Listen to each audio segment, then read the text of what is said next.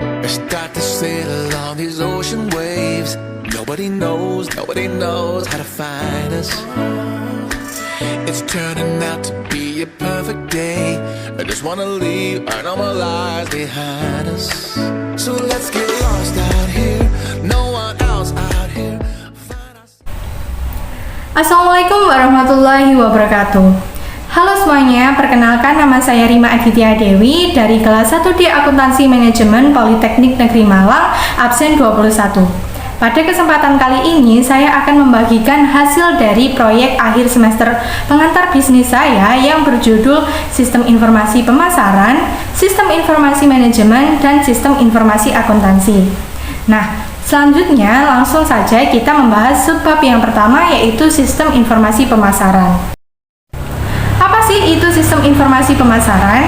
Jadi, sistem informasi pemasaran adalah kegiatan perseorangan dan organisasi yang memudahkan dan mempercepat hubungan pertukaran yang memuaskan dalam lingkungan yang dinamis melalui penciptaan, pendistribusian, promosi, dan penentuan harga barang atau jasa dan gagasan. Sistem informasi merupakan kegiatan yang sangat dibutuhkan dalam organisasi modern. Bahkan subbidang dari suatu organisasi pun membutuhkan sistem informasi, dan bidang pemasaran termasuk bidang organisasi yang membutuhkan sistem informasi ini. Nah, kenapa sih kita kok membutuhkan sistem informasi dalam bidang pemasaran? Jadi, alasan yang pertama adalah karena tingkat persaingan yang semakin tinggi. Alasan yang kedua adalah banyaknya produk atau banyaknya variasi produk. Alasan yang ketiga adalah berkembangnya sistem teknologi yang semakin marak dalam pertumbuhan revolusi digital. Pembahasan selanjutnya adalah mengenai jenis-jenis informasi pemasaran. Menurut Kohler sendiri, ada 3 jenis informasi pemasaran. Yang pertama adalah pemasaran atau marketing intelligence, yang merupakan informasi yang berasal dari lingkungan, kemudian dialirkan ke perusahaan. Yang kedua adalah informasi pemasaran intern atau internal marketing information, adalah informasi yang dikumpulkan dari perusahaan. Dan yang terakhir atau yang ketiga adalah komunikasi pemasaran atau marketing communication, adalah informasi yang mengalir keluar dari perusahaan ke lingkungan. Poin selanjutnya adalah prinsip pemasaran atau marketing mix. Dalam marketing mix ada beberapa hal yang diperhatikan. Yang pertama ada produk atau barang yang ditawarkan oleh produsen untuk dibeli oleh pelanggan, baik agar terpenuhi kebutuhannya atau sekedar terpuaskan keinginannya. Yang kedua adalah promotion, yaitu langkah-langkah yang telah ditentukan produsen agar bisa menjual produk fisiknya kepada pelanggan melalui saluran distribusi. Yang ketiga adalah place atau lokasi yang dipilih untuk mendorong terjadinya penjualan serta terjadinya proses produksi. Yang keempat ada price atau jumlah rupiah yang harus dibayarkan oleh konsumen atas transaksi pembelian yang dilakukannya. Yang kelima ada good information management. Nah, apa sih sebenarnya manajemen informasi yang dikatakan baik? Jadi, manajemen informasi dikatakan baik ketika memiliki informasi yang akurat, jelas, detail, relevan, mudah didapatkan, tepat waktu, up to date, dan sesuai dengan kebutuhan pemakainya. Lalu yang terakhir ada profit. Profit adalah laba bersih atau keuntungan bisnis yang diperoleh perusahaan. Poin selanjutnya kita akan membahas tentang model sistem informasi pemasaran. Bisa teman-teman lihat dalam slide ini ada ilustrasi mengenai model sistem informasi pemasaran. Nah, untuk selanjutnya kita akan bahas satu persatu. Yang pertama, dalam model sistem informasi pemasaran ada komponen input pemasaran. Dalam komponen input pemasaran ada beberapa sistem yang kita perlu ketahui nih. Apa aja itu? Yang pertama ada sistem informasi akuntansi yang menghimpun data berisikan transaksi-transaksi pemasaran perusahaan. Yang kedua ada subsistem intelijen pemasaran yang menghimpun informasi dari lingkungan perusahaan yang berkaitan dengan operasi pemasaran. Yang ketiga ada subsistem peneliti pemasaran yang tugasnya menjalankan penelitian secara khusus tentang operasi pemasaran. Model sistem informasi pemasaran yang kedua ada database. Data yang digunakan oleh subsistem output berasal dari database ini, teman-teman. Dan beberapa data dalam database adalah unik bagi fungsi pemasaran. Tapi banyak juga yang berbagi dengan area fungsional lainnya. Model sistem informasi pemasaran yang ketiga adalah komponen output pemasaran. Dalam komponen output pemasaran terbagi menjadi beberapa subsistem. Yang pertama adalah subsistem produk. Subsistem produk bermanfaat untuk pembuatan rencana produk baru. Yang kedua ada subsistem tempat. Pengambilan keputusan terhadap penentuan tempat yang sesuai dengan pelemparan produk yang dihasilkan sangat menentukan tingkat penjualan produk. Yang ketiga ada subsistem promosi yang melakukan analisis terhadap promosi yang dilakukan untuk meningkatkan penjualan. Nah, selanjutnya ada subsistem harga. Kegunaan dari subsistem harga adalah untuk membantu menetapkan harga terhadap produk yang akan atau telah dihasilkan. Beberapa perusahaan melakukan penentuan harga berdasarkan biaya yang dikeluarkan dan menentukan markup yang mereka inginkan. Dan yang terakhir ada subsistem bauran terintegrasi. Pihak perusahaan harus bisa melakukan penelitian dan pencarian mengenai informasi yang terkait dengan bauran yang terintegrasi, serta kemungkinan adanya pengembangan dalam strategi pemasaran. Model sistem informasi pemasaran yang keempat adalah pemakai. Jadi pemakai sistem informasi ini adalah pihak internal, yaitu manajer dan anak buahnya, lalu ada pihak eksternal, yaitu yang terdiri dari pendidik dan muridnya. Itu tadi mengenai sistem informasi pemasaran. Selanjutnya pembahasan kita berlanjut ke pembahasan yang kedua, yaitu sistem informasi manajemen. Sistem informasi manajemen yaitu jaringan prosedur pengolahan data yang dikembangkan dalam suatu sistem terintegrasi dengan maksud memberikan informasi yang bersifat intern atau ekstern kepada manajemen sebagai dasar pengambilan keputusan yang akan diambil selanjutnya. Tujuan mempelajari sistem informasi manajemen adalah sebuah informasi itu sangat berharga nih teman-teman. Oleh karena itu harus dikelola dengan baik. Sebagai seorang wirausahawan, staf manajemen atau terlebih dari itu yaitu manajer harus dapat menghargai dan mampu mengelola informasi bagi kemajuan perusahaan atau usaha yang mereka lakukan. Poin selanjutnya adalah alasan diperlukannya perhatian pada manajemen informasi. Jadi kenapa sih manajemen informasi itu harus diperhatikan?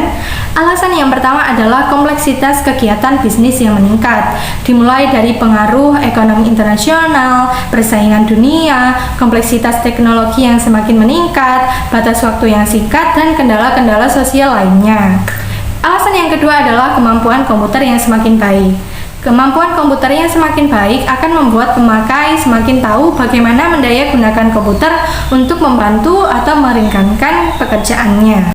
Manajemen informasi manajer.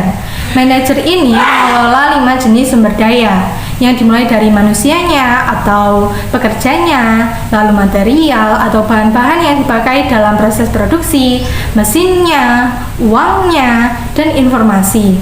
Nah, manusia, material, mesin, dan uang ini termasuk sumber daya fisik. Lalu informasi merupakan sumber daya konseptual. Tugas manajer terbagi menjadi beberapa konsep. Yang pertama adalah pengelolaan sumber daya fisik dan mencakup pengelolaan sumber daya konseptual yang sudah kita pelajari tadi. Yang kedua adalah mendapatkan data mentah lalu mengolahnya sehingga menghasilkan informasi yang berguna. Baru setelah itu memanfaatkan secara efektif untuk mengambil keputusan dan jika perlu mengganti informasi yang usang.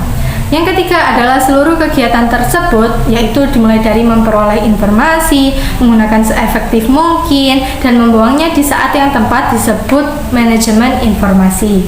Yang keempat adalah seorang manajer yang berhasil harus memiliki banyak keahlian, tetapi ada hal yang paling mendasar atau yang paling wajib untuk dimiliki manajer adalah yang pertama, keahlian komunikasi, dan yang kedua adalah keahlian pemecahan masalah. Jadi seorang manajer wajib banget nih untuk bisa atau untuk handal mengenai dua tugas ini.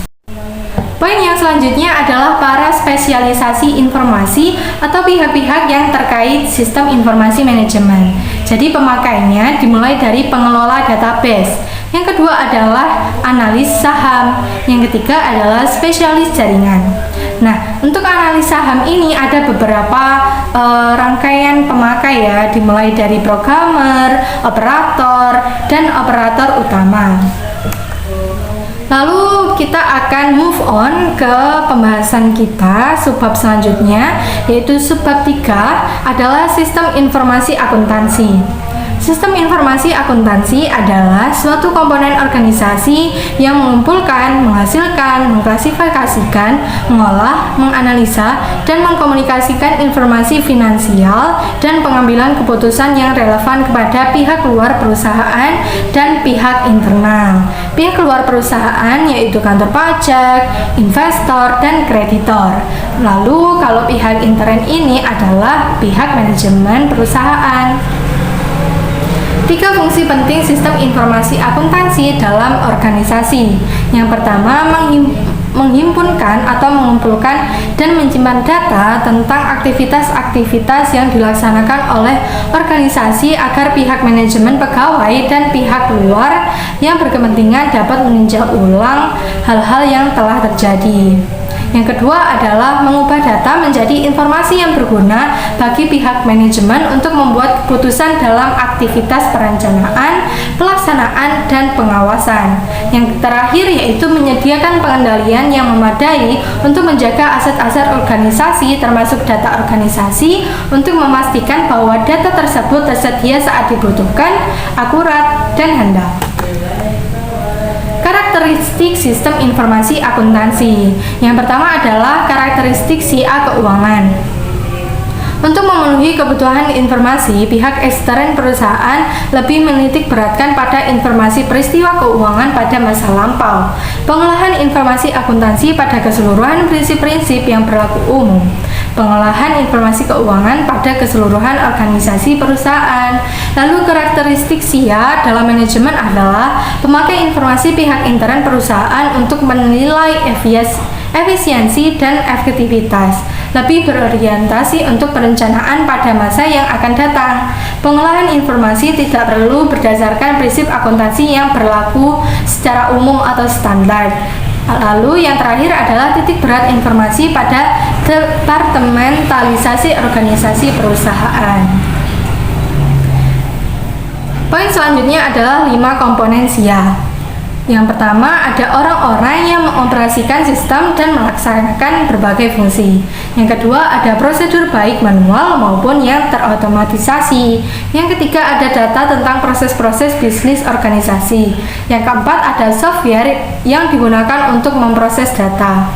Yang kelima dan yang terakhir adalah infrastruktur teknologi informasi termasuk komputer, peralatan, dan peralatan komunikasi jaringan lainnya. Selanjutnya adalah proses akuntansi. Untuk proses akuntansi sendiri dimulai dari input. Input pada proses akuntansi diperoleh dari bukti transaksi. Yang kedua adalah proses, yaitu mengidentifikasi, menganalisis, dan mengukur sebuah transaksi. Yang ketiga adalah output, yaitu laporan keuangan yang dihasilkan oleh akuntan. Dan poin terakhir dari presentasi ini adalah siklus akuntansi. Siklus akuntansi dimulai dari bukti transaksi, penjurnalan, buku besar, neraca saldo, jurnal penyesuaian, laporan keuangan, hingga jurnal penutup. Nah, sampai sini informasi yang dapat saya sampaikan kepada teman-teman.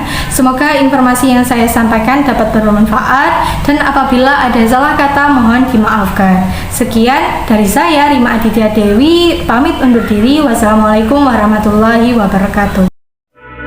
I start to sail on these ocean waves. Nobody knows how to find us. It's turning out to be a perfect day. I just wanna leave our normal lives behind us. So let's get lost out here, no one else out here.